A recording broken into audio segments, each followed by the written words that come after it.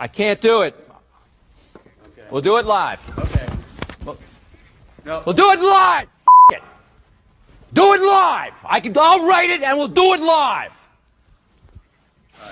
Thing sucks. Here we go. It's another edition of the Daily Puck Drop. Welcome in. It's Tuesday, June 24th. My God, we're almost into July.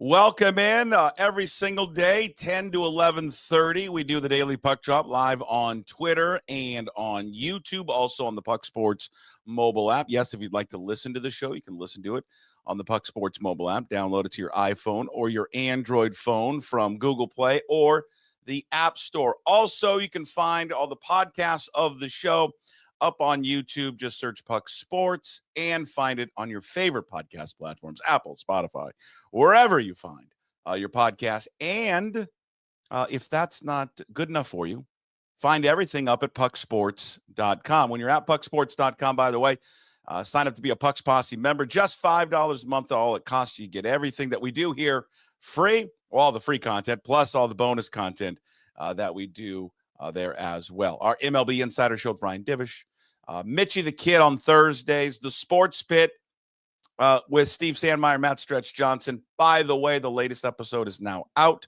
recorded late last night after a Little League baseball game. All right, rundown. We'll get Mariners Twins. Jim Duquette will join us here in about 10 minutes or so. Johnny Cans coming up bottom of the hour to discuss the latest there with the Pac-12, their new media deal. And, excuse me, should have smoked this morning. Just kidding, I don't smoke. Good God. We'll give you a sneak preview of the Sports Pit, where we talk a lot about Cal Raleigh on this week's show. And we'll give you about 15 or 16 minutes of that coming up at the end. And, of course, we wrap up every show with, Hey, What the Puck? All right, Daily Puck Drop again, broadcasting from the Limbach Lumber Studios. Contractors, they offer free deliveries, everything from whole house packages to homeowner DIY projects. The largest stock moldings in the Northwest. They got old school service. Why? Because they've been doing it since 1930. Give them a call, 206-782-3487. Visit them online at limbachlumber.com. Give me a follow on all the social media platforms. By the way, Puck Sports on Twitter and Instagram and Blue Sky. Also, Puck_sports there on TikTok. And you can find all of our content on Facebook there as well. And again, I'll mention it one more time. Go to pucksports.com for everything. One-stop shop. All right, Mariners Twins. Big win yesterday for the M's. 11-2. They're over the Twinkies. 4.5 games now back of the Houston Astros, who won last night. And again, the offense continues to be the story on this road trip. We talked about it yesterday on yesterday's show. What was yesterday's show? Yeah, yesterday's show. I'm losing track of the days this week. This is a busy week. The number one offense in baseball on the road are the Mariners. And if they were performing this way at home as well, they would be the number one offense in baseball. It's remarkable. Average, on base percentage, slugging. They're number one or number two in all those categories. I think they're seventh now in runs scored. So away from T-Mobile Park, this offense has just been a freaking juggernaut. And if you look at what they did yesterday, they had 12 hits, they had home runs by all the kind of the familiar characters. Luke Raley, a 3-run shot there in the third inning where they scored 6 runs there in the third. You got Julio's 11th shot, his first time in 120 plate appearances or something like that. In the third, a 2-run home run. Don Canzano. I know I'm taking a lot of flack for my issue with Dom Canzano, but hat tip to Canzano in the fourth. He hit his fourth home run there in the sixth inning, and then of course Cal Raleigh in the ninth inning because why not? Cal Raleigh with his 32nd home run, a 2-run shot yesterday in the game, and he just continues to be freaking dominant. Just absurd of how good he is. And that's why on this week's Sports Pit, which, again, we're going to give you a little sneak preview of it coming up at the end of the show, about 16 minutes of it, it's just I don't know what else to say about him. I don't think anybody has any other words to describe the season this guy has put together. It's just remarkable. And I love our conversation. We got into a real kind of deep dive just into how is he going to be remembered? Like, we're in the present now. But when we get to the past, how are we going to look back and remember Cal Raleigh? I say it in yesterday's episode, or the episode that's out. To me, Cal Raleigh, he embodies everything that is great about sports. Everything. Great about just a teammate, and how whatever sport it is, how you handle yourself. He's like the perfect teammate. He's like the perfect athlete. And again, maybe it's dangerous to call anyone perfect, because no one is.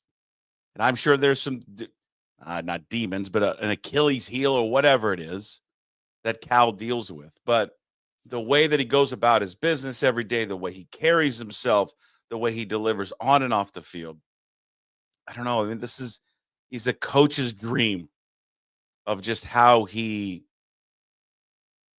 carries himself every day. And is just delivering on the field. I mean, when you think he can't top himself, he does. We start off the sports pit, the discussion that you hear later with Sandmyer asking the question. I think a lot of people ask, like, why do you pitch to him anymore? What are teams doing? Who are you afraid of after him?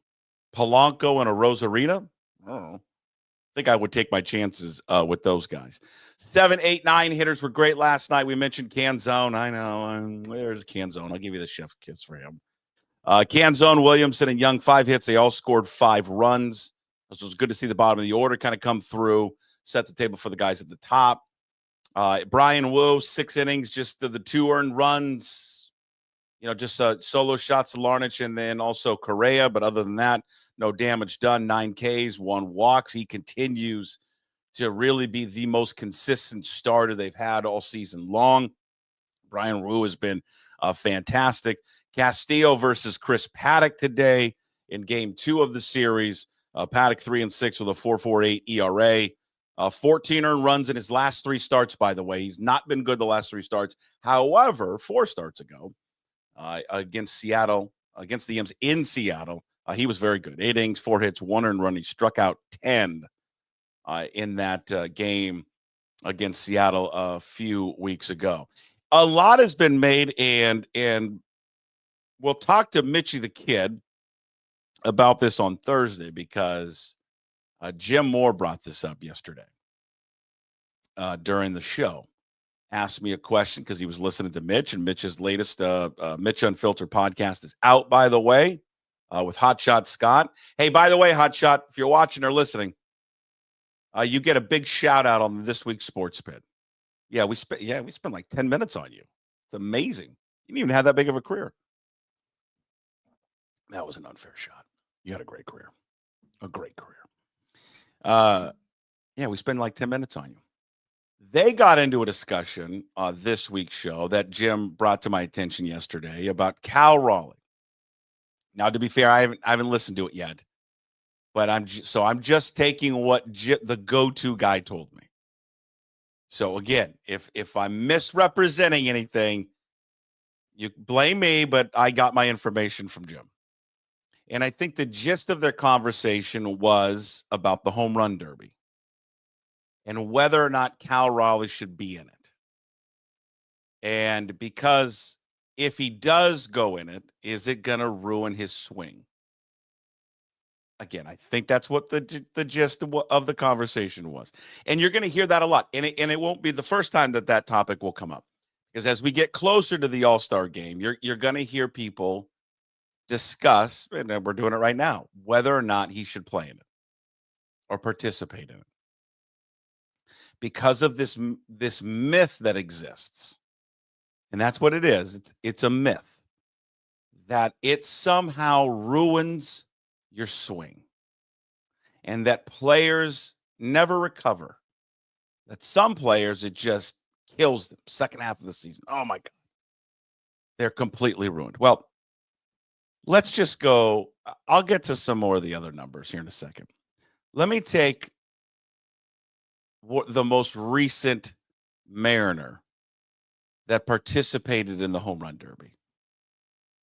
And that was Julio Rodriguez. Let's look at 2022. 2022 in Los Angeles. That's his rookie season. He's 21 years of age. You remember that? Burst onto the scene, great home run derby, lost in the finals to Juan Soto. His first half of the season of his rookie season, 90 games, by the way. And that's the other thing about, like, when people say, well, the first half and the second half, it's misleading, because the first half of the season isn't like it's evenly split. They always play more games in the first half. Play 90 in the first half of the season.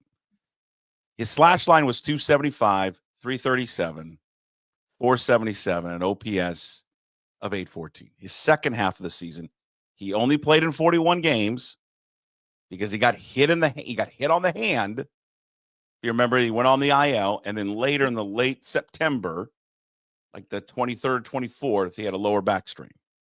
So he missed a number of games. But his second half of the season, 41 games, 303, 361, 576, and a 937 OPS. Now, again, it was in 41 games. His numbers didn't dip. Okay? That was 2022. 2023, he lost in the semifinals in Seattle to Vlad Guerrero. Remember, I was there. It was unbelievable. It was one of the best home run derbies ever. He put on a show. He had 41 bombs in the first round. First half of that season, again, he played more games, 87. It was 249, 310, 411, OPS of 721. 13 home runs, and he drove in 49. Second half of the season, after the home run derby, played in 68 games, 308, 363, 578, 941, 19 home runs, and 54 runs driven in. It's a myth. Stop buying in to the home run derby. It's going to ruin you. Myth. There's more now. I'm going to go back to 2018, and 2017 as well. All right. He joins us every single Tuesday. He is our GM here at Puck Sports, and he joins us to talk a little baseball. Jim Duquette, of course, MLB Network Radio, Sirius XM Channel 89. Follow him on social media, Jim Duquette, GM. Hello, Jim. How are you, sir? What's going on today? How are you? Good. Pick up there. Maybe you buy into it? Do you buy into the home run derby myth? No. In fact, I've done quite a bit of studying on this as an executive, and in now in my new role, broadcasting side of things, and I've talked to a lot of people, a lot of executives, and I would say 80 to maybe even closer to 90% of people feel like the home run derby does not affect a hitter's swing in that situation that you're talking about. There are, there's like smaller examples of players that, like, out of the break, if they were in the derby, they had a downturn, but I don't think any people, even the players that have been involved with the derby, have suggested that they thought it was because of the home run derby. So, like, it's a myth that it takes on a life of its own. And even when you present numbers, there's a segment of people that just aren't going to believe them. So it's like a really fighting an uphill battle in a lot of ways, but it just doesn't.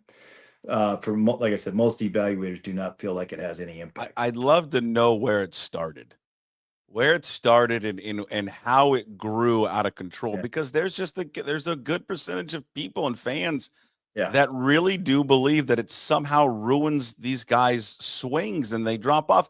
And I think what they don't take into account is, one, everyone that participates in the home run derby has had an incredible, quote, first half of the season.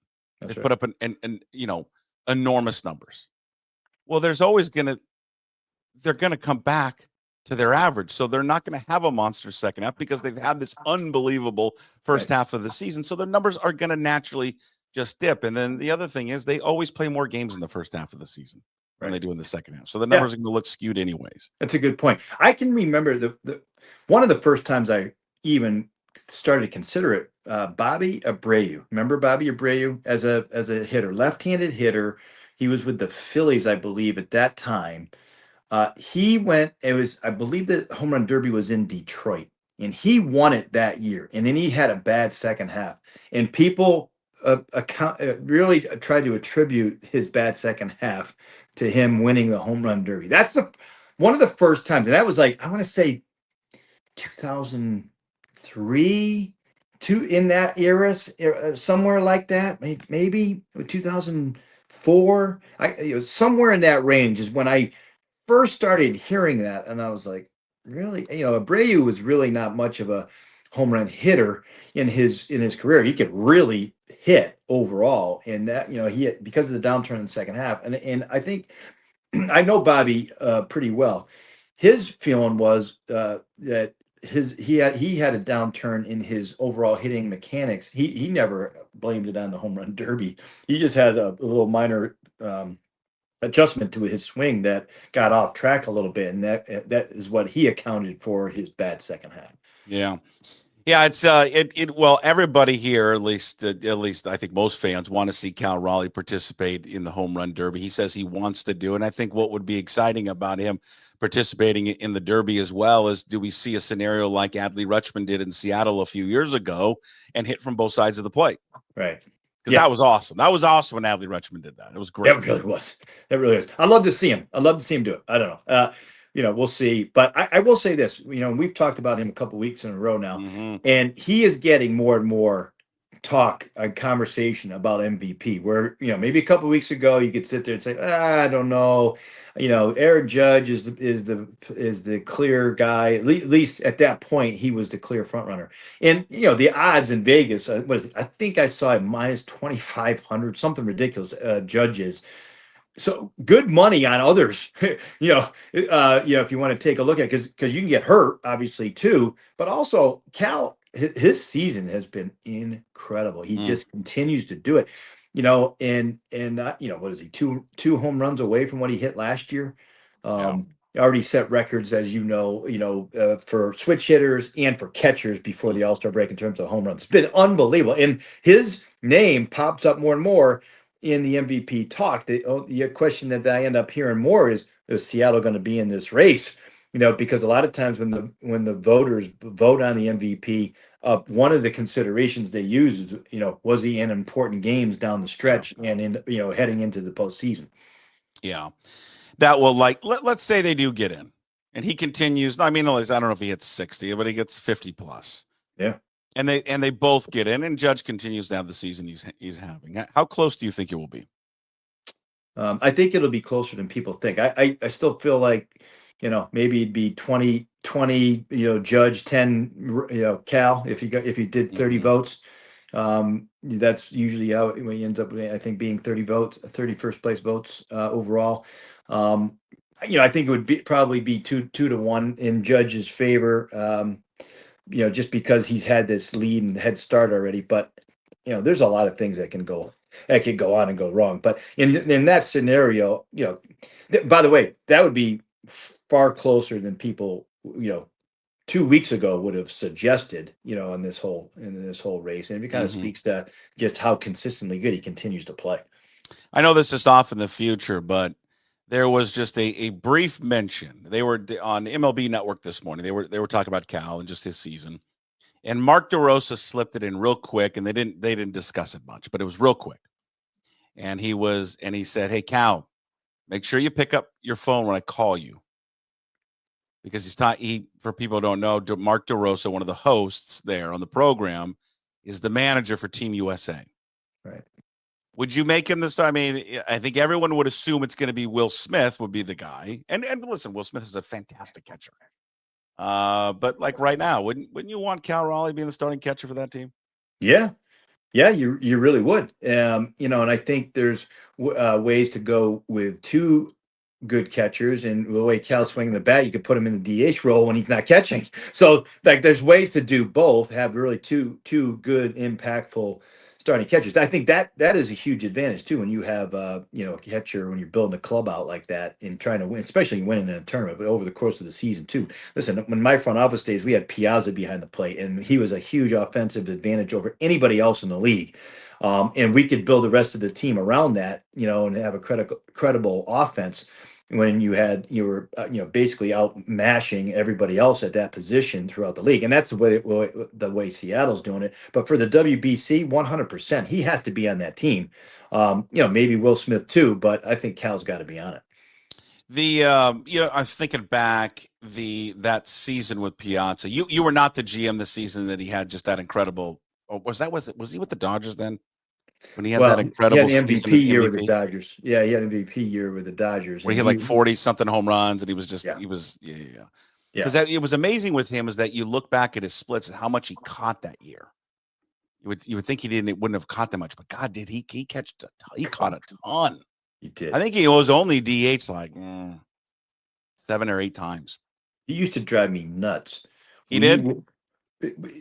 I tell you what, but so he never wanted to take the day off, but when he came to us with the Mets, Bobby Valentine would, and we had a catcher named Todd Pratt who was a pretty good offensive player, and so he would give Mike the day off before an off day, with the idea that having 2 off days in a row would kind of refresh him.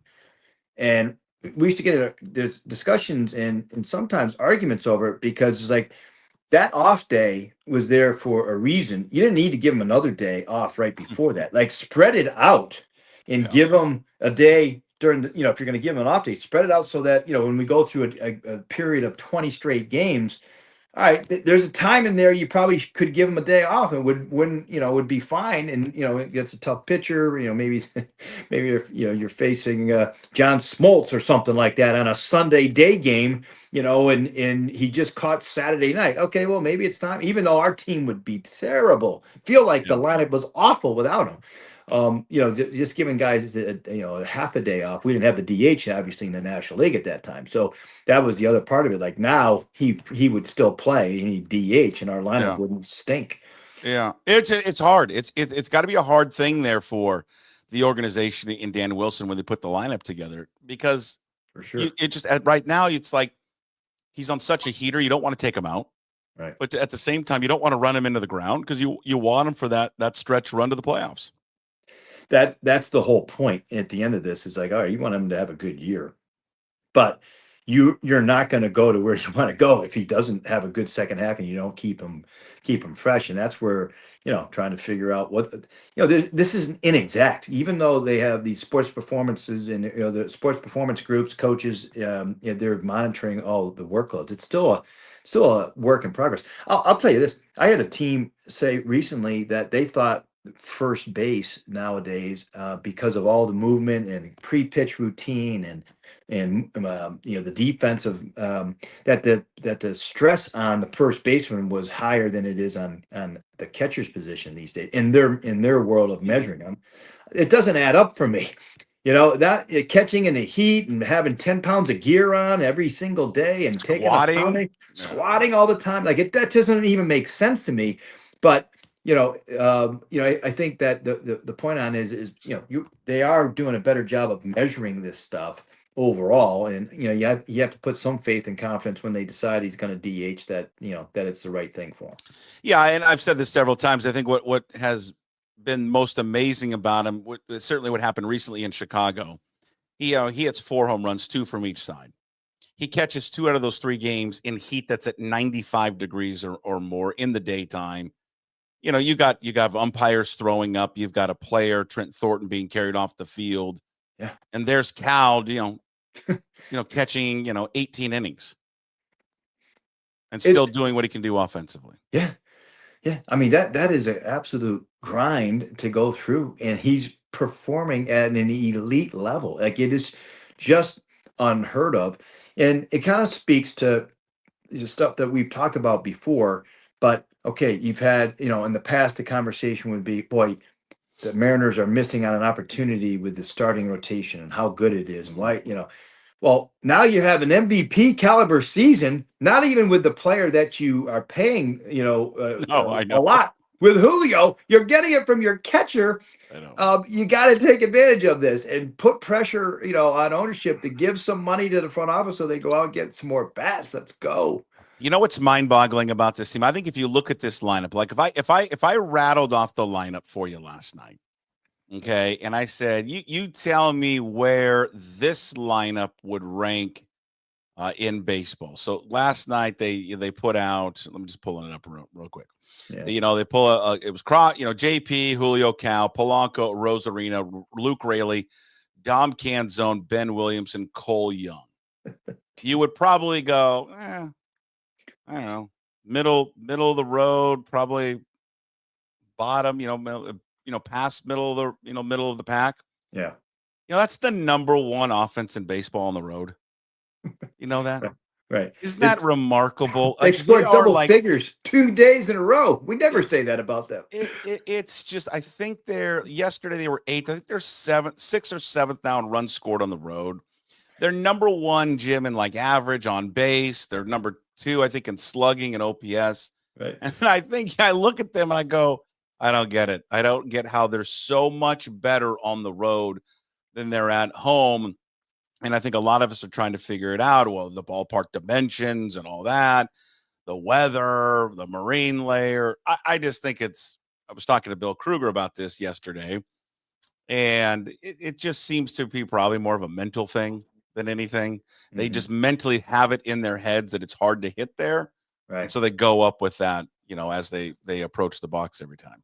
Yeah. I mean, around the league, there are whispers about, the batter's eye not being big enough. And there's a glare, at times. And when there's day games in particular, there's a glare that someone, in the outfield that they should be able to fix easily.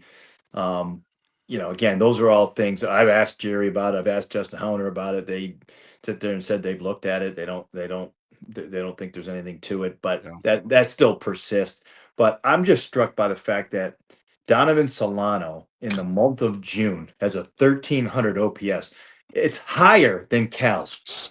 Are you kidding me right now? Like, you mentioned Dominic Canzano, and I love Dominic, right? His OPS is 1,100. It's not better than Cal's though, but Donovan Solano's is, and I got to tell you, I'm stunned by it. Here's the funniest thing. So Jim Moore and I, you remember Jim? Jim used to was the co-host on the radio, and he comes on Monday, Wednesdays, and Fridays with me for a little bit. And on Friday, we're just railing on like Garver and Solano in particular. Like, why are they still on the team? Right. Get Garver out of here. Bring up Harry Ford. If you're not going to trade him, just bring up Harry Ford. And then we're like, Solano, he's 37. He's hitting 200. I mean, his on base is like 220. Like, why? Why is he still here? Since then, the guy is Aaron Judge. Yeah. So Jim, we fixed him. We fixed Donovan Solano. We put the reverse jinx on him. You just had to put light on the fact that he was a bad offensive player, and I'm sure he's ticked off at you now. And we'll call you out when you're out the ballpark next. But how do you don't explain that really? Because he has not been one of those type of, impactful type hitters. He got, whatever the numbers are there, 3 homers, got 14 hits, but you can't, Garver, I wish, would perk up a little bit more to your point. Like, I wouldn't mind if you're gonna, like Jamer Candelario with the Reds just got released. All right. It was a $45 million contract for 3 years. They have half of it left that they're eating. And so a year and a half left in the contract. But how they sold it, Nick Crawler, general manager, and this is how I would do it when I would go to a owner and go, listen, I have a minimum salary guy that I will bring up and replace him. Like, I got to replace the guy anyway, but it would be a minimum salary guy. So the additional money that you would have to, pay for eating a contract is not it's not what people would think. And I would try to sell the owner on it. Most of the time I failed, but I would at least try, and they did in Cincinnati. And I think, if Garver, his numbers at a little better this month. He's got a slug of 480, 2 homers. But if that were to continue, to your point, like, it would make sense to bring up Harry Ford if he was swinging it well. Yeah, and I don't know. I mean, I'm assuming they're trying to trade him, or at least looking at opportunities to trade him if they can acquire a bat. So they don't want to bring him up to maybe expose him at the major league level. So we'll kind of wait and see on that front. Speaking of trades, one team we've talked about a lot because of some of the players that they have expiring, 1-year deals. Got rid of and we didn't think that they really would be active in trading their guys because they're a good offensive team. They just need some help with the pitching. But boy, they took a blow yesterday. We're talking about the Arizona Diamondbacks. I mean, they have been just crushed with injuries this year with the pitchers. Now they got crushed yesterday with Corbin Carroll. Small fracture on his hand. I'm not sure they haven't given an exact timeline yet how long he's going to be out for, but I mean, it's going to be it's going to be a while. I mean, he's not just going to bounce right back. I mean, we'll see. But I would think now with that and where they're at in the standings in the wild card, wonder how much that changes their outlook there on the deadline. Yeah, I mean, God, it was frustrating. They had Suarez got hit by a pitch. He's day-to-day. Josh Naylor had a shoulder issue, all in the same game. And then after the game, they mentioned the Carroll being out, putting on the injury list. Like, that is a bad day right there. So yeah, I think they're a team worth watching, right? Because they're 2 games over 500. They've won with that rotation when it's pitching well. Zach Gallen still is not pitching well. But they could, to the point, they could win without Burns with that rotation because they have. The bullpen's not been good, and then now their offense is taking this hit. So it's a matter of can they play a game or two over 500 for the next month or two until they get healthy? I think it's a stretch, and they're an interesting team, boy. If they made any of those guys available, it's going to be a ton of interest in Suarez if they made him available. Yeah, I mean, and listen, I like Suarez for sure, but the guy I love. I mean, I want Naylor. Just give me Josh Naylor. I mean, shoot, give me both. Yeah, give me both. Yeah, right. Package still for both, but I do like Naylor just kind of because I like Naylor even beyond this year. They could do something with him. Sure. I mean, they have they need help at first base, and he would obviously provide that, and they could stop with this platoon that they do at first base, which would be great. Hey, why don't? And I think you fall into this category, but you correct me if I'm wrong. Why don't people believe in Detroit? I think what I am concerned about with them, and I like where they are at the moment, but I don't believe they're a 90+ win pace right now. I don't believe they're that right now the way they're constructed, mostly because their offense isn't that impactful. Like you kind of look at it and go, you've got Javi Baez has started to come back to the pack. He was incredible, and really there was no rhyme or reason around it. He just started swinging the bat well, but he started to come back. Torkelson, who got off to a really good start, their former first rounder, he's come back. Has had a pack. Kerry Carpenter, who's a pretty darn good hitter, he's had a tough month. Yeah. So they're starting to show some holes, I think, in the offensive side. They've been below average, like one of the worst in terms of third base production. So I think that's mainly why. Is you look at the offense, and it's been, even though it looks like the numbers are top 10, top whatever in runs scored, it's not a top 10 offensive lineup. They have real good pitching clearly, but I think that's where my biggest concern is. Hey, last thing for you. This you and I were talking about this story with Fernando Tatis, and I want to know more about it. I've read the Athletic story.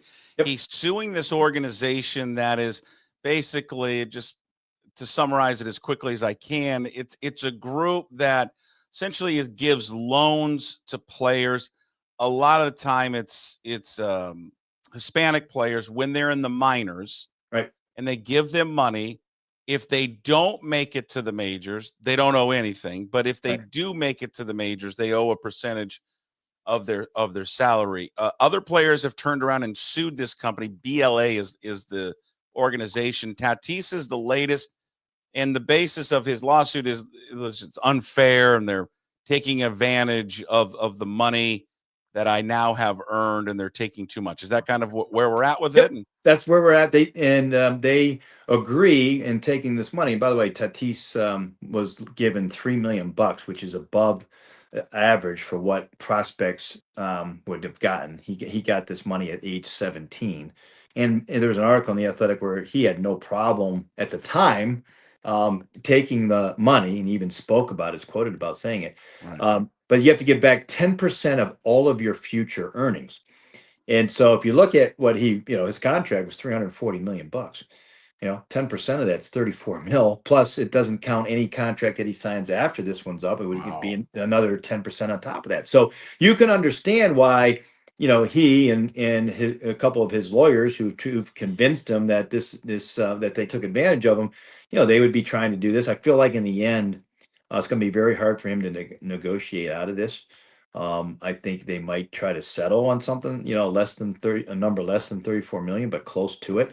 This big league advance has been doing this for a long time, and they've got some backings of guys who have a lot of money, and even some, I think, former major league owners. So I'm really curious to see where this goes. Rafael Devers is a guy that has, took money in advance. Spencer Steer, with the Cincinnati Reds. There are a couple of guys, not all, Latin players, but there are a high majority of Latin players who need that money, for their families when they're younger. They are willing to kind of, roll the dice on that. But they're being accused. They're being accused of targeting Latin players, taking advantage of them and targeting them. And, that I think, not everybody has been willing and wanted to agree to such deals. I think for me that there should be some protection within the Players Association that for some reason hasn't happened. I don't know who the agent was at the time, but so there should have been some kind of protection that the agent gave him, like advising him against it. As well, Yeah, because I mean, listen, you take a grant, you get the $3 million, and that takes care of you in the meantime. And he probably thought he was going to be a good player, and he probably had all the confidence in the world with himself. But then realized, hey, when I just signed maybe didn't envision $340 million contract, and now looking back of how much money he's got to pay these guys, like I want out of this. So that'd be tough for him, especially if he's the one who agreed to the deal. So I'd be interesting to see if he could get out of that or wiggle out of it. All right, Jim, appreciate it. As always, Jim Duquette, MLB Network Radio, Sirius XM Channel 89, Jim Duquette, GM. Real quick, what'd you have on the show this week that people should go check out? Oh, we'll have AJ. We had Bob Melvin on today, the Giants, the first time we talked to him since the Rafael Devers trade. So you can go back and listen to that if you have the app on demand. And we'll have AJ Hinch on tomorrow. We'll have Mark Kotze, the athletics manager. So we have a lot of different major league managers during the course of the week. So that's what we got coming up tomorrow. Great. Thanks, Jim. I always appreciate the chats. We'll talk next week. Thanks, sir. Talk soon. Thanks. There he is, Jim Duquette, our GM. He joins us every Tuesday, right? Today's Tuesday. I'm telling you, I'm so off on the days right now.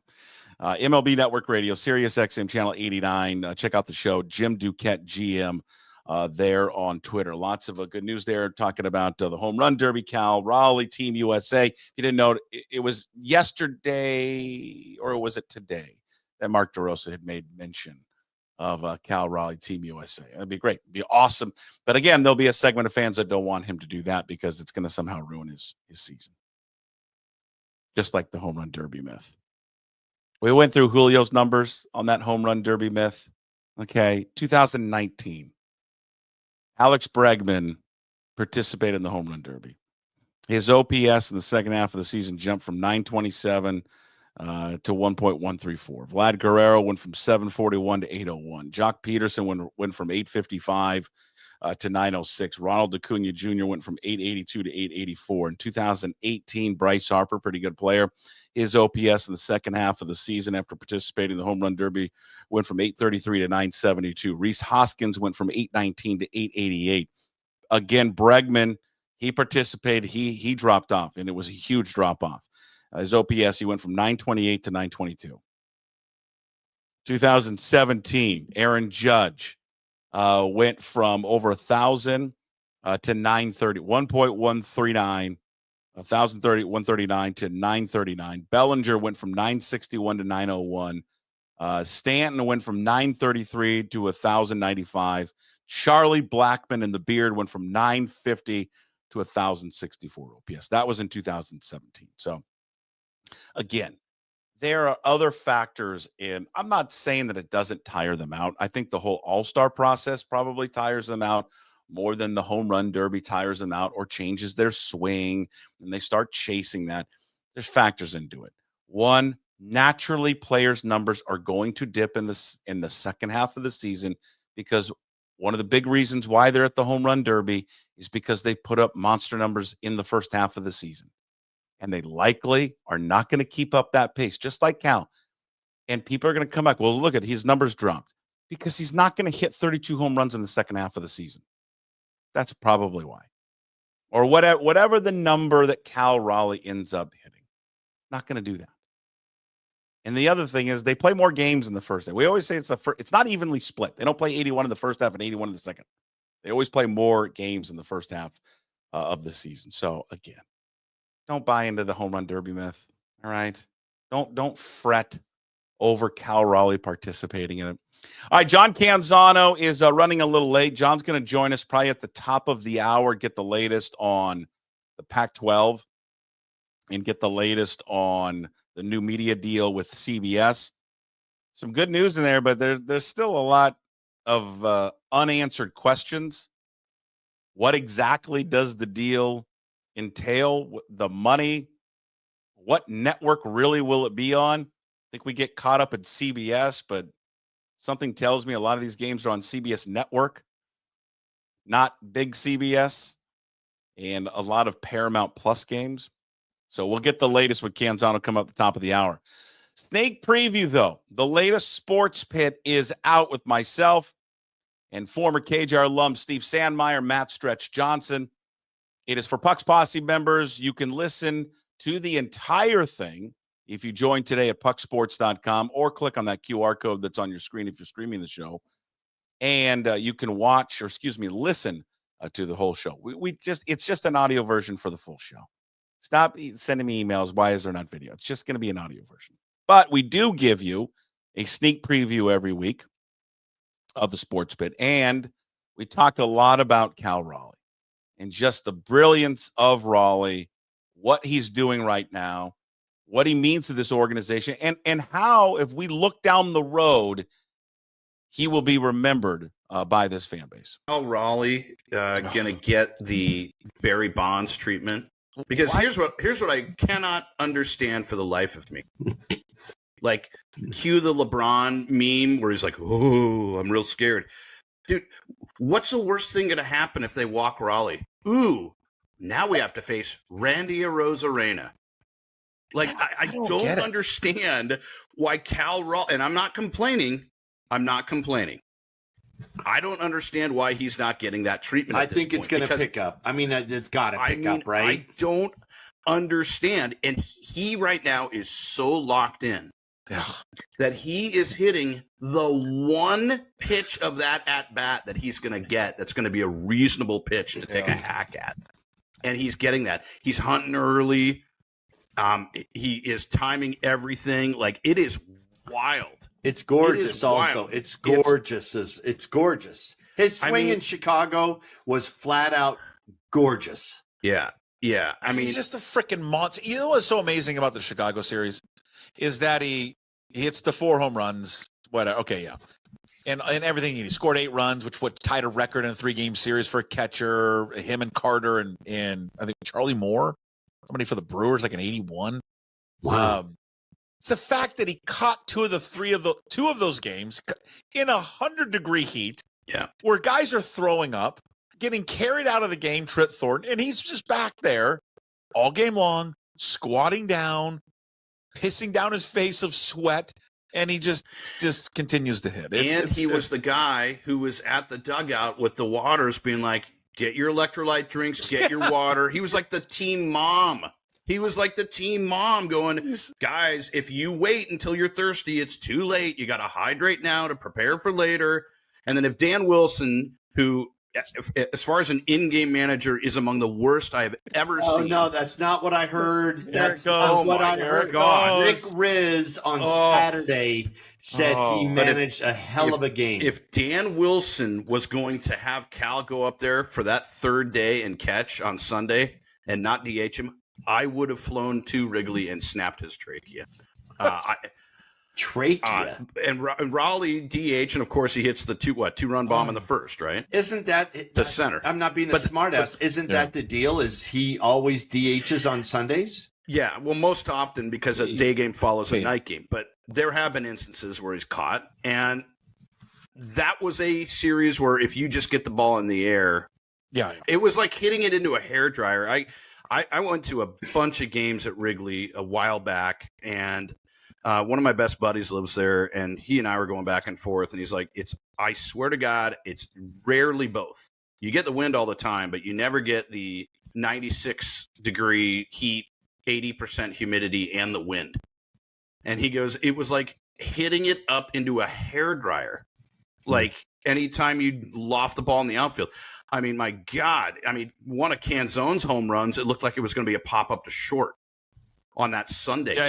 Yeah. It looked like he was going to pop it up to shallow left, and that got out. And I'm not taking anything away from Cal because on the 2 home run game, he hit it out of the stadium. He pulled the ball down the left field line. And by the way, that's the other conversation piece. Cal Raleigh, who consistently throughout his career has been mediocre right-handed compared to left-handed, has been mashing it from the right side this year. It's alarming. I think it's really neat that he is getting the credit nationally that he deserves. The top 2 vote getters in the American League are Aaron Judge and Cal Raleigh. That is super cool right now. I think Judge is a little over 2 million votes. Raleigh's like 1.9. I think he has taken baseball by storm. Mariner fans obviously knew what his deal was before. Nobody expected him to have 32 home runs on June 23rd. Okay. Clearly. And it's funny because you go down the ledger of the team and it's like most home runs before the break. It's like Griffey, Raleigh, Griffey. You know, like that's what we're talking about. He's got 32 home runs, and it's now once every 9 at bats or 10 at bats, whatever it is. I think it's 9 something at bats. From both sides, I still can't believe guys are throwing to him. Like it's Randy Arozarena on deck. What's the worst thing that's going to happen? And he still finds a way to find that one pitch to hit. It is absolutely alarming. Like this is forget catchers and breaking Johnny Bench's records and stuff like that. Look at the switch hitters. Yeah. With these numbers at this stage in the season, it's like Mickey Mantle. Yeah, that's who he's chasing. I'm like, it is absolutely absurd. What's happening? People are running. I'm running out of superlatives to describe it, like everyone else is. It's that's the one. That's the number that you talk about, like Perez's home runs, 48, and what Bench is doing. But the one that I always keep thinking about is the single season one with Mantle. The fact that he can catch him and pass him. That would be. I mean, you're talking about. I mean, all the Bench is an all-time great, but I mean, Mickey Mantle. I mean, it's just for him to do that. To be able to do that, just you think about everything he's got to do before a game. He has got to work on hitting from both sides, so he's got to do that. That's the last thing he does, by the way, because the first thing he does, what's the scouting report on the starters? Okay, now he goes through that. And then he's got to go, well, what's the scouting report on all the relievers we're going to use tonight? He's got to go over the hitters for the opposing team. How are we going to pitch every single one of these guys? And then he gets to the hitting part. And then he's got to go work on, I got to hit from the left side, then I got to hit from the right side. I mean, I was going to say, what you got to work on after a game. I mean, after a game, are you fucking kidding? Nobody knows what this guy goes through after a game at his hotel. Yeah. You were talking about it, Sandmyer, when he's telling everybody about electrolytes. The smartest guys in their hotel just pounding shit. Yeah, absolutely pounding shit, ready for the next day, icing and the whole thing. He is also, and I use this as a compliment in the highest way. He is a stubborn pain in the ass in a good way. Yeah. It was 3 years ago. I think it was 3 years ago. It's either 3 or 4 years ago now at this point. He caught a full season with a broken thumb in his catcher's hand. Yeah. He's catching 100-mile-an-hour heaters in his glove with a broken thumb. Like they did an insert, one of those hard, carbon or plastic inserts. And he missed maybe a handful of games. Like the dude is an animal. Like that part, because how humble he is and how team-oriented he is and all this other stuff, he is so savage and is the biggest savage that this franchise has seen probably in decades. Like he doesn't want to take a day off. His performance only gets better. He signs the extension. He fires Scott Boras. Do you realize how many planets had to align for this thing to even happen right now? Like, John Stanton deserves nothing. He deserves no part of Cal Raleigh. I didn't think his name was going to come up. Extension and all. Extension and all. Just getting strays. Even with the money that they committed. And by the way, how's that deal looking right now? Oh, my God.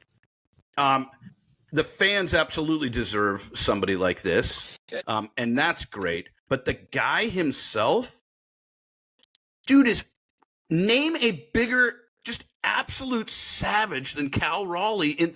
You got to go back decades in this organization to find that guy. It's like he is the offensive equivalent of Randy frickin' Johnson, man. Like he is just going to shove. Cal Raleigh is going to do some damage, and Cal Raleigh is going to carry this offense. And Cal Raleigh then is going to get everyone to make sure they take their electrolyte drinks, and Cal Raleigh is going to guide this pitching staff, and Cal Raleigh is going to drive the bus home. It's absolutely amazing that he is performing at forget a high level, at a record-setting level while doing all these other stuff, all these other things, right? He could be doing this and be a shitty teammate, or cantankerous with the media, or at odds with his manager, like I am. But like all these other things, like the person and the actual how he's so driven, and he was doing this before he had this monster start, before he had this season. Like I mentioned, he caught with a broken thumb, and he has always answered the bell for those guys in that clubhouse and for this organization, since he showed up. So from that perspective, it's hell yes. This in part is the fruits of your labor. Enjoy it, be proud of it. To that part of the story for me is everything. It's if there was one player who deserves this success, it is that guy. Yeah. And nobody would argue with that. I don't think any of his teammates would argue with it. I certainly don't think people around the country that are finally figuring out who Cal Raleigh is would look at what he's doing and be like, yeah, I don't know. I mean, to do it as a catcher, I mean, that is, and I used to think in my naivete, I'm like, wow, how come catchers aren't better hitters? Because all they do is sit there and track pitches all day long. Why wouldn't they have a discerning eye? And how, Sure. But the physical demands of that position are so ridiculous. And to be able to do that repetitively and still be able to hit at a record-setting level, it's unbelievable. I tend to in my own mind, I have a little something in the back of my head during the steroid era, right? And I'm like, God, because the steroids help you recover. So if I look at Pudge Rodriguez's numbers or some other catchers during that era with those big numbers, I'm like, man, they got a little boost. And by the way, for the record, baseball turned their cheek, so I put all of them in. I think Barry Bonds is a Hall of Famer without a single steroid. Same for Roger Clemens. Put them all in. I'm in that boat because you can't just ignore it. Happened. It was part of the game, and baseball accepted it. So you need to acknowledge these players. Rafael Palmeiro, Hall of Famer. I don't care. Great. You lied in front of Congress. Who doesn't do that nowadays? Anyway, Cal Raleigh, the guy, man. Cal Raleigh, the guy. That's what I love the most about this story. He embodies, for me, it's just, he embodies everything that's great about sports. He's like the perfect player. It doesn't matter what sport it is. It's the perfect player because he just does, it's everything right. Everything so right. As a fan favorite, how far do you have to go back to a Mariner fan saying, I haven't loved a player like this since... Well, it depends who you ask, right? Well, I mean, but I'll say for me, it's Griffey. Me too. It's Griffey. I stopped whatever I was doing when Griffey was hitting. Yeah, and I am now that way with Cal. If I got the game on in the background, ambient noise, whatever, I'm doing something in the kitchen. Raleigh, he gets up, I will set down whatever I'm doing, and I will watch the AB. And I didn't even do that. I didn't even do that with Ichiro. Yeah, but when Ichiro was breaking the record, and that was a thing. Well, you're looking at a single or a double. Well, because the team was terrible, though. I'm watching Cal Raleigh. I'm watching Cal Raleigh like I watched Ken Griffey. Yeah, I should have been like Twitter. Outside of Ken Griffey Jr., is there anybody that fan favorite? And I'm talking about not you guys. I mean, you brought up great with the media and stuff, and I'm not to compare him like Dan Wilson as a player. I'm talking about whether it was a grandma, my mother, or a baseball fan. I mean, this guy is. I don't think way. I mean, Edgar. Yeah. Okay, but here's what I think is the biggest difference, even with him and Griffey. Listen, I'm not going to compare the two players. I mean, Griffey's an all-time great. Yeah, in we are all in the same boat with Griffey. But you know what Cal wouldn't do? Cal wouldn't be an asshole to some reporter in the clubhouse. Wouldn't be a dick to some other person that worked there. Griffey would. Griffey was always that way. He was very different in front of the camera than behind the camera at times. And how he treated people. Yeah. This guy is as genuine as a person can be. I mean, he was just brought up the right way. His parents raised him the right way. It's just there's just nothing. Maybe he's got his, whatever his Achilles heel is that we don't know about. But the way he treats everybody, the way he treats the game, the way he respects the game, the profession, all of it. Like, I mean, I know it was at the end of his career, but if he ever got mad at the organization, I don't think he's going to jump in a truck and call him in Missoula and be like, yeah, I left. He was outspoken a couple of years ago until the team censored him, which was another notch on Seattle Mariners Baseball Club joke of the year. What year is it? But like the one thing about Edgar, just to talk about the beloved players, I think the reason Edgar was beloved, in addition to his Hall of Fame career, was the fact that he spent his entire career here. Not Randy Johnson, and it wasn't Randy's choice, obviously. Not Ken Griffey Jr., and it was his choice. Okay. We can go through, obviously, Alex Rodriguez. We can go through all of the great players and Hall of Fame players that have come to and through this organization. Edgar played, 18 seasons? I think it was. He was the only one to say, Seattle is my home. This is my home. And I think that resonated with a lot of people and still does to this day. Sure. And Cal Raleigh has the opportunity to do the same. He just signed his extension. Okay. And once the catching gives way to a DH, wonderful. Providing you're still, at a reasonable major league level, right? Mm-hmm. Who knows how long he's going to do this. I think from a seasonal perspective, I'd be stunned if he kept up this pace. It's like, it's not even reasonable what he's doing right now. It's not even reasonable, but let's just ride this thing as long as we can. So, everyone has talked about the comparisons with Jason Varitek. Switch hitting catcher, spent the entire career with the team, undisputed leader, all of those things. They have an opportunity to have that with Cal Raleigh.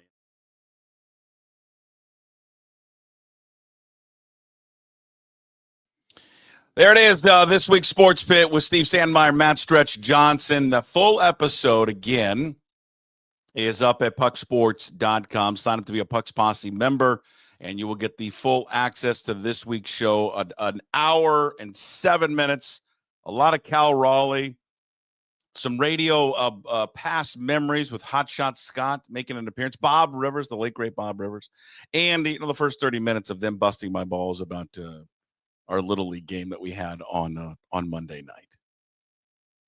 Basically, they're calling for my head as the skipper of the Ballard All-Stars. Calling for my head. Big thanks to those guys and the continued chatter about Cal Raleigh and the amazing season that Cal is putting together, and it's just remarkable. 19 games to go now in the first half of the season, 32 home runs. He is 7 away from the pace that Barry Bonds was at when he set what he had, 70, what did he have, 71, 72, 73?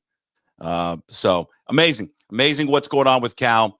And the story will continue from the national perspective of garnering MVP votes and being more in that conversation. Now, the team's got to do their job because they've got to win. They got to win so they can make it a more difficult decision for voters as the season goes on. And if he continues to play this way, and then they can just, collectively start playing better as a team, especially at home, and the Astros can fall apart just a little bit. I mean, listen, they're only 4.5 games back, so they're okay. But he's got to get in the playoffs to have a legitimate shot at that award, because Aaron Judge is just, again, having an unbelievable season, and he plays for, the biggest and most recognizable team in the sport. All right, here we go.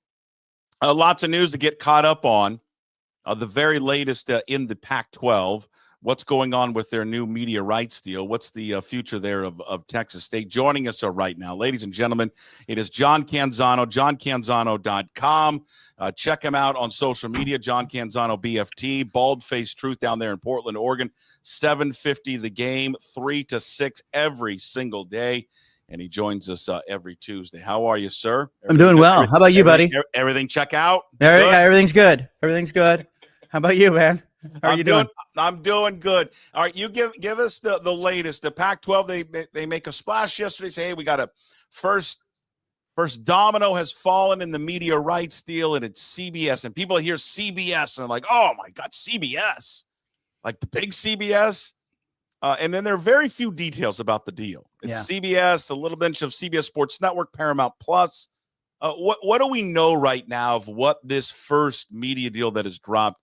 What does it mean for the Pac-12? Well, I think you can draw a couple of really easy conclusions here. One, that the Pac-12 probably felt like it needed to get something out into the public and get a win out there publicly. That the Pac-12 fans were clamoring for any kind of news on the expansion front and the media rights front. They waited long enough for it. So I think part of the reason why they're rolling this out in phases and announcing the CBS part is I think they felt really good about CBS.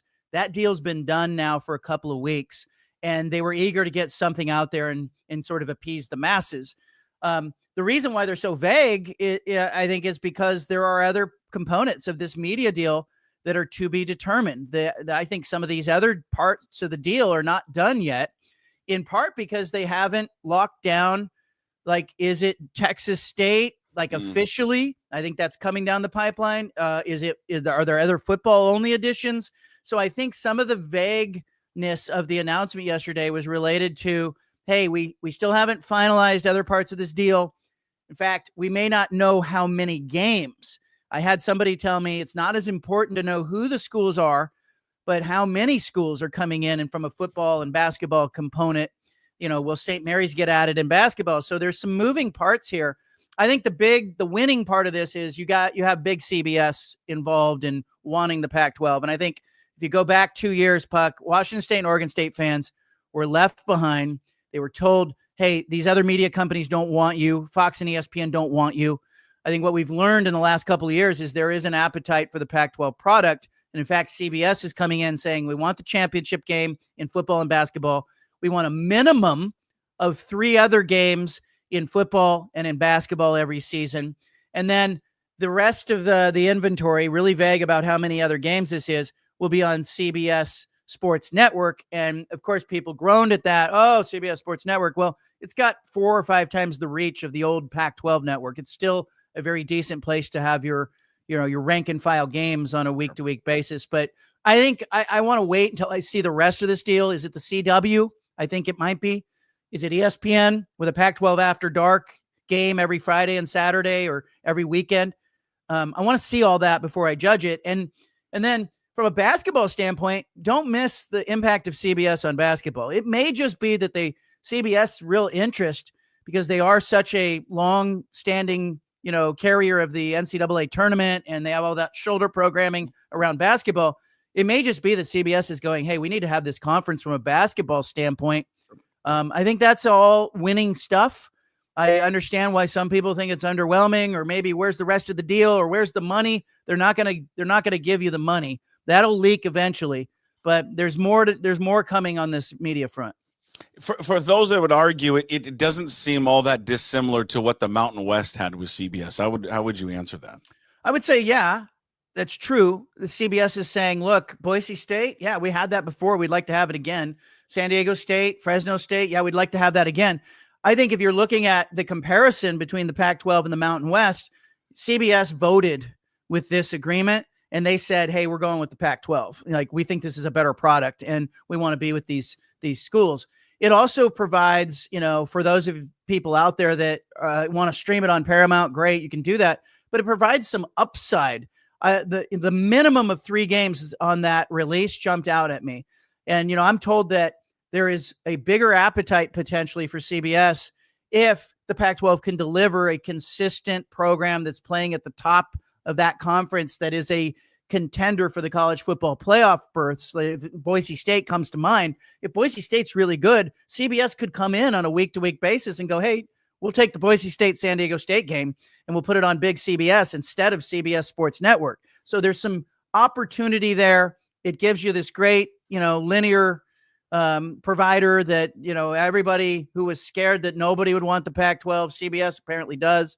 I think, though, I called it the primary media partner, and I got some pushback from the Pac-12. They said cornerstone or anchor media partner. It told me that somebody else is going to have a whole bunch of games here, and I expect it to be the CW, maybe ESPN. How does CBS with this deal with the Pac-12 intertwine with the deal they reached what was a year ago with the Big Ten? Yeah, you have the Big Ten game will be on at 12:30 on CBS. If I'm CBS and I want that Pacific time zone, I'm going to use that 12:30 Big Ten game. Whether I have Washington or Oregon or USC or UCLA playing in it, I'm going to use it to promote what I'm doing afterward on CBS with the Pac-12. I think there's just some natural synergy there. I think you're going to see some night games. I think you're going to have to lean into that if you're a Pac-12 fan. I think the after dark thing is real. And I think some of these networks like ESPN in particular, I think they proved it with the 2025 deal, this deal coming up this year. They wanted 2 Oregon State games. I think they're going to have an appetite for the Pac-12 there as well. But I would expect CBS to use that Big Ten game at 12:30 as a lead-in for the Pac-12 game that would come after. You kind of alluded to it in your piece at johncanzano.com. And I think warning fans, not just about start times, but about different days. Yeah. Whether it's CBS or if it's CW or ESPN, is there chatter that they would play, again, I say traditional. I mean, traditional now is Thursday, Friday, Saturday, right? Yeah. Or Friday, Saturday. Would they play on different days? Sunday, Tuesday, Wednesday? Are you hearing that? I'm not hearing that any more than I did before. And, mainly that chatter was coming from the CW because the CW doesn't have NFL. They just have some NFL shoulder programming. They have some shows they put on.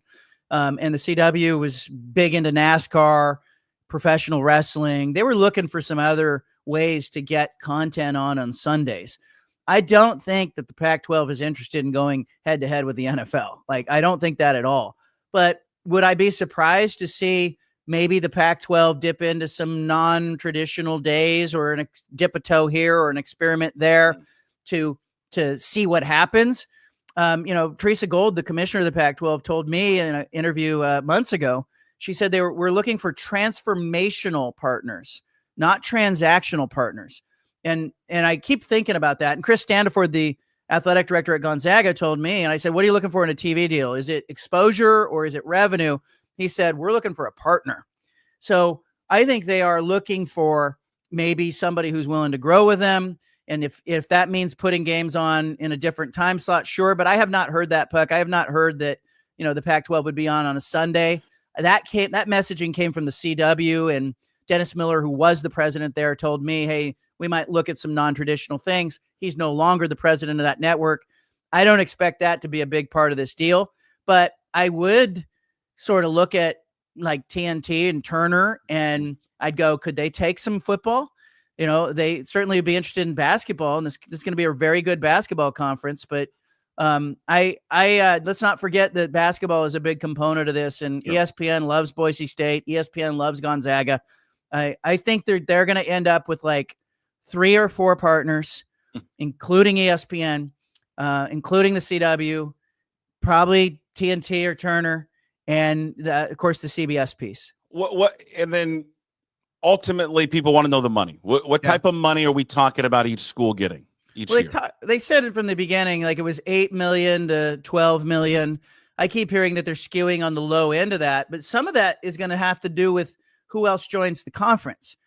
Is it Texas State? And if it is Texas State, can you get the Bobcats to take a lower distribution in early years, or a half distribution, or maybe a 0 distribution in the first year? And then that inflates the number for everybody else. Everybody keeps pointing to like right around 8 or 9 million. I think they might over deliver in that area, in part because, I am told that Pac-12 Enterprises is going to do some of the production. I don't think it would be unthinkable that they're doing some of the production on the CBS front for the CBS Sports Network games. They certainly would be involved with the CW product. I think that they could boost the numbers using, the production part of Pac-12 Enterprises. And I think they can make it look a little better. But you can also make it look better by just taking one school and telling that school, hey, you're not getting a distribution in year one, but we'll bump you up over the course of 5 years. We'll bump you up and get you to a full distribution member. Texas State may look at the modest number they're getting in the Sun Belt and see that as a victory. And if you can do that, if you're the Pac-12, you might push that number up around $10 or $11 million per school in the early years of this deal. You think in the future, once they get this settled, there's all these conferences always looking for a partnership, right? Yeah. And I'll be honest with you, I don't even know what a scheduling agreement is right now. Does the SEC and the Big Ten have something? I know the ACC is, we see it in basketball, but I think the ACC has something with one of them. Why not a scheduling agreement, right? As these playoffs move forward and your non-conference is more important than it's ever been before. And frankly, fans don't want to see teams play, who are the Cougars playing this year? Toledo. Yeah. Or James Madison. They don't want to see that. Why doesn't Teresa Gould reach out? I don't know who the commissioner of the Big Ten right now is, and reach out to them and Tony Petitti.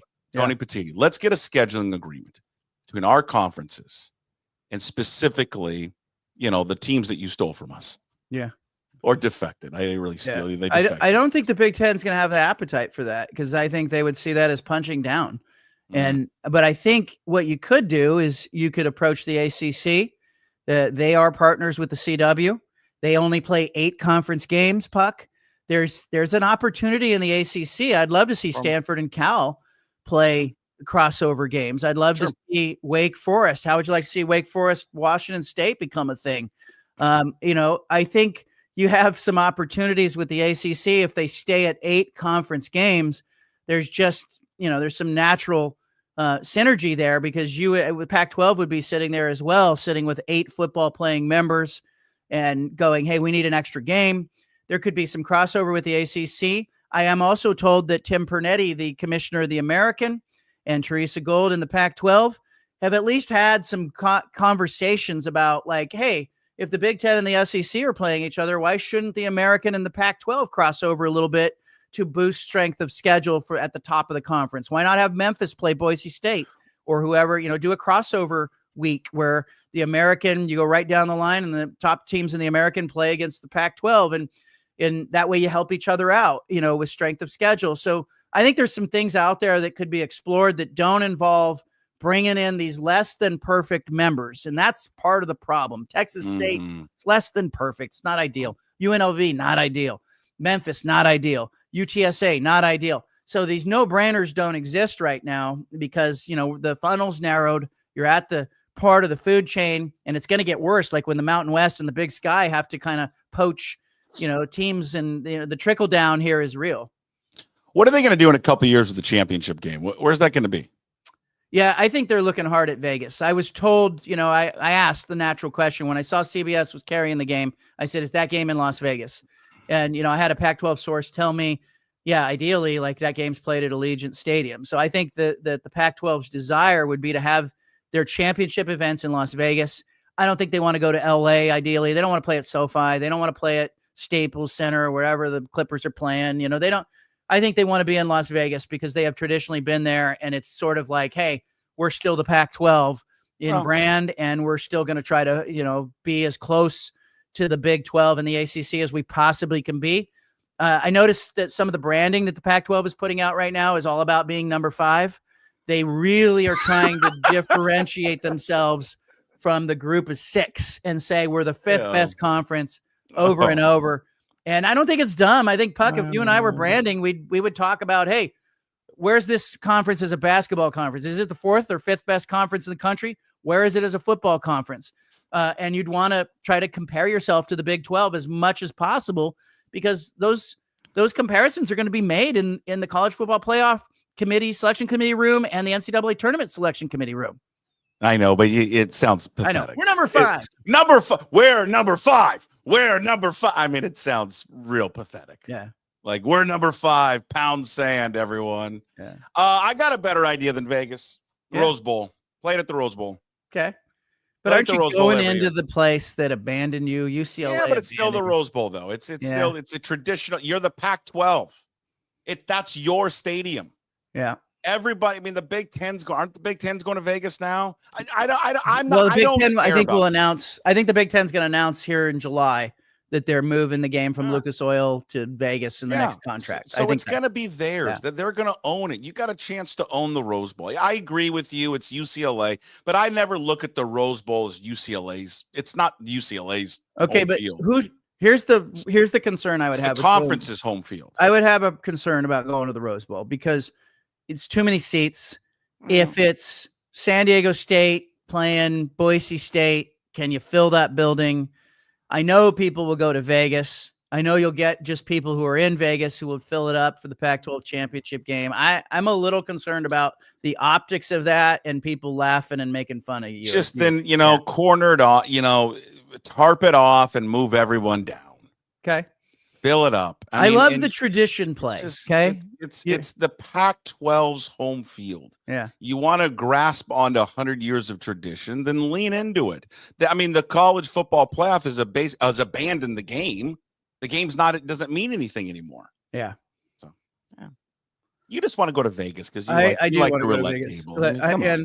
Everybody needs to know about your gambling problem and the issue you have and why you need to go there. I just think, look, you don't need UNLV, and I think they've really cooled the UNLV, and unless there's some awakening by UNLV where they suddenly go, okay, we're being realistic, we're probably not getting a Power 4 invitation, and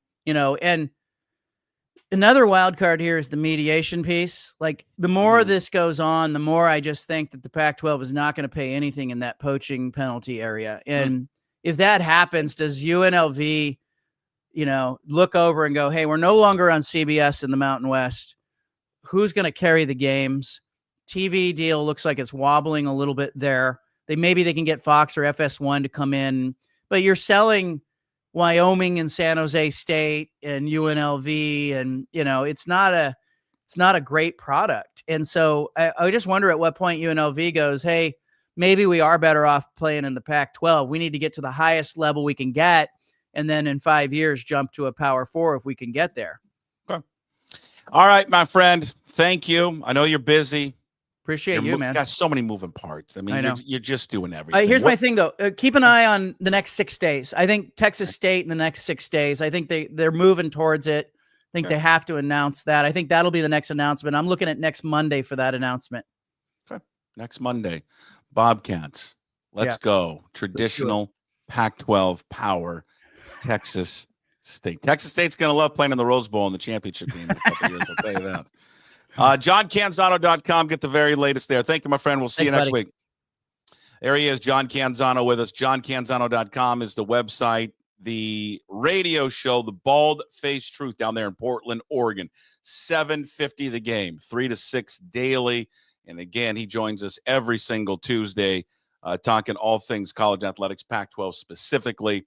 In case you missed it, it will be podcast later. Audio version in the Daily Puck Drop. Video, separate video up there on YouTube for John because he's such a big deal. We give him his own video. He'll be a part of the Daily Puck Drop full video on YouTube, but then we give a separate video just for him. Says expect an announcement here within the next week about Texas State joining the conference. More TV partners to come, including CW, ESPN, maybe TNT. And again, still no official terms and money-wise of what CBS is paying or what the media deal is paying overall for the Pac-12. Expect some games, obviously, on CBS, a minimum of 3, the championship game. But I would expect a lot of games on the CW network and even Paramount Plus. Big thanks to John for joining us. All right, as we get closer to wrapping up the show today, we do it. Hey, What the Puck? It's all brought to you by our good friends at Restoration One of North Seattle. It's your restoration company that lets you avoid the stress of water, fire, and mold damage with their property restoration services. They are locally owned and operated, kiddos. Make them your first call when those damages affect your residential or commercial property. 206-817-8917. Visit them online at Restoration One, the North Seattle franchise. We didn't play it today. I was going to, but then I said, I want to pause it. We're going to play it tomorrow. I caught up yesterday with Travis Snyder. Does everybody remember Travis Snyder? First round pick. He was a legend in the North Seattle, Mill Creek area. Legendary Little League player, youth baseball player. Many contend is the best young player to ever come out of this area. Hitter. Went on to have a good, lengthy little MLB career. He would agree, and many would agree, this is crazy, didn't live up to the hype as a 12 and 13, 14, 15, 16, 17-year-old. But listen, he played a number of years in Major League Baseball. He made it. He's part of the 1%. Since he left Major League Baseball, he got into kind of youth sports, helping train kids. While training kids, baseball players, he started to see how, these programs were handling the kids, how kids were handling these programs, how parents were dealing with their kids. He got to see, even from his own experience growing up with his dad and understanding the pressures of youth sports, he got to see now as an adult out of the sport to see how the pressure from parents and coaches are affecting kids. So he decided to start a venture with his friend, and he became the co-founder, along with Seth Taylor, co-founder of an organization called 3A Athletics. And the 3A stand for Awareness, Activation, and Achievement. You can look at the website, 3athletics.com, and it's the number 3 athletics.com. And they are focused on educating parents and coaches, but really parents and then kids to a degree, of how to deal with the pressures of youth sports that we do. And I'm in the midst of this right now, right? We put a lot of pressure on kids right now with youth sports. It's not, now he focuses a lot on baseball, but it's not just baseball. This is everything. It's any sport that your kid plays. And so we're going to play that interview coming up tomorrow. It's about 30 minutes. We got Divish on tomorrow. I wanted to give you just a quick soundbite from Travis's appearance yesterday. If we want our kids to succeed, they have to develop a healthy relationship with failure. And that's one of the main reasons I started this company. I didn't fail very much until I got to the major league level. Most of these kids are going to experience this in Little League. They're going to experience this in summer ball or travel ball. They're going to experience this in high school. And if we're not ready as the adult to help them navigate failure the same way we want to help them navigate success, then we're creating what we call the elephant on the pool cue, right? Where it's like, well, as long as I achieve and I succeed, I'm going to be this up on this pedestal and I have that to rest on.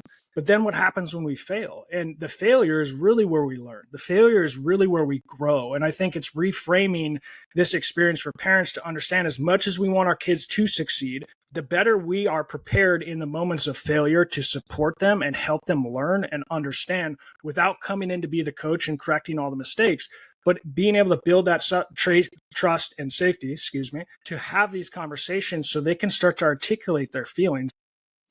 Full interview with Travis is coming up tomorrow. It's 30 plus minutes. It was great. It was fun to have him on. It was great to hear his perspective on just youth sports right now.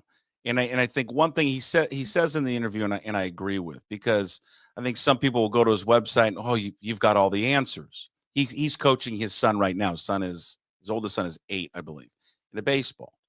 And, he and I were just discussing, our, kind of shared life right now of coaching your kids, and talk about the positives and at times the negatives, or not the negatives, but the difficulty of it.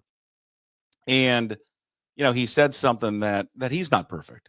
that he's made mistakes, even detail in the interview. And if you go, when we play tomorrow, you'll hear it, even detailed the, mistake that he made.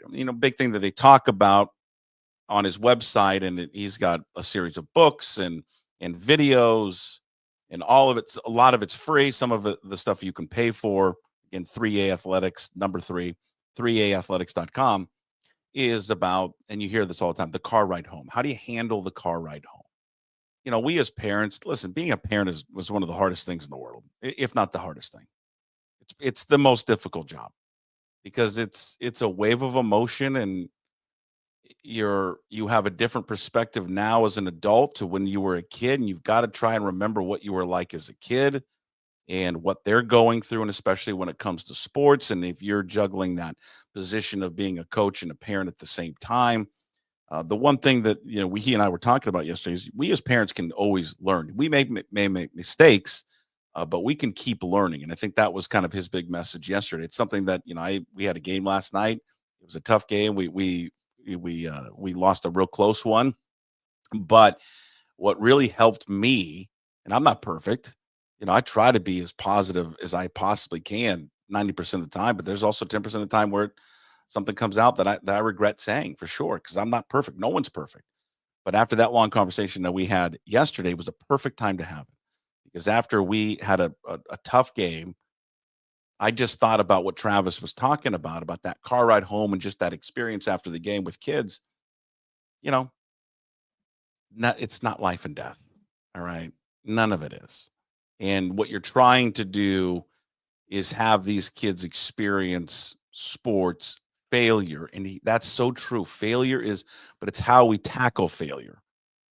How at this age and any age, what they learn now is what's going to help them later in life.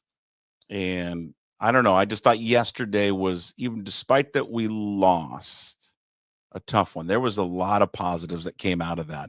And a lot of it had to do with just talking to Travis and getting his perspective on it.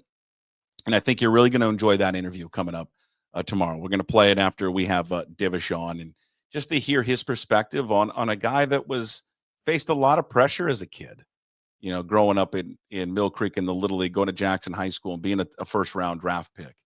And I think the pressure now in youth sports is ramped up even more. The cost of it is ramped up even more. I'm 49. When we were kids, we didn't have all this stuff. None of this. We played rec league. But with, the specialization clubs and select sports, you're paying a lot of money. And so when you pay something, there's an expectation for it. And we're probably putting too much pressure, undue pressure on kids. So something that I think if you're a parent, you're going to want to watch and listen to that interview coming up tomorrow with Travis. That's Hey, What the Puck, brought to you by Restoration One of North Seattle. Again, your restoration company lets you avoid the stress of water, fire, and mold damage. Give them a call, 206-817-8917. Visit them online at restoration1.com. All right, big thanks to everybody watching and listening today. Thank you to our sponsors, Limbeck Lumber, Georgetown Brewery, and, of course, Restoration One.